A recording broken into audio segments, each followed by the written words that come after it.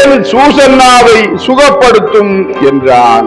இயேசு அவனை பார்த்து, அதற்கு கைமாறாக நீ எனக்கு என்ன தருவாய் என்று கேட்டார். அவன் இயேசுவை பார்த்து, நீர் எவ்வளவு கேட்பீரோ அவ்வளவு பணம் என்றான். இயேசு அவனை பார்த்து, நான் சாத்தானின் இரத்தத்தை கொண்டு புனிதமானதை கரைபடுத்த மாட்டேன்.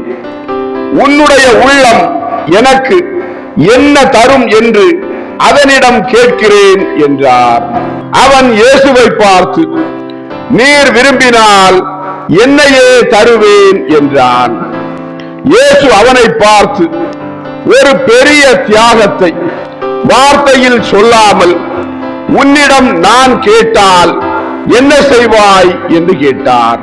அவன் இயேசுவை பார்த்து, ஆண்டவரே, என் மனைவிக்கு உடல் சுகத்தையும் எங்கள் அனைவருக்கும் புனிதத்தையும் நான் உம்மிடம் கேட்கிறேன். இவைகளை பெற்றுக் கொள்வதற்கு எதுவுமே பெரிதில்லை என்று நினைக்கிறேன் என்றான். இயேசு அவனை பார்த்து, உன் மனைவியின் நிமித்தம் நீ அவஸ்தைப்படுகிறாய். ஆனால் அவளுக்கு நான் ஆரோக்கியம் கொடுத்து அவளை எப்போதைக்கும் என் சீட பெண்ணாக பெற்றுக்கொண்டால் நீ என்ன சொல்வாய் என்று கேட்டார். அவன் இயேசுவை பார்த்து, அப்படி செய்ய உமக்கு உரிமை உண்டு என்று நான் சொல்வேன். ஆபிரகாம் பலி கொடுக்க தயாராய் இருந்தாரே, நான் அவரை கண்டு பாவிப்பேன் என்றான். இயேசு அவனை பார்த்து, நீ சரியாக சொன்னாய். எல்லாரும் கேளுங்கள், என் பலியின் நேரம் அடுத்து வருகிறது.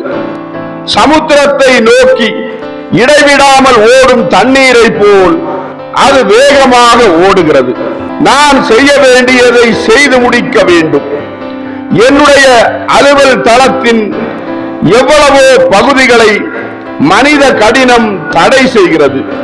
இன்னும் என்னை நேசியாத அல்லது என்னை நேசிக்காமலே போய்விடும் மக்களிடையே நான் செல்லும் போது என் தாயும் அல்பேயுவின் மேரியும், அதாவது இயேசுவின் பெரியம்மாவும் என்னுடன் வருவார்கள்.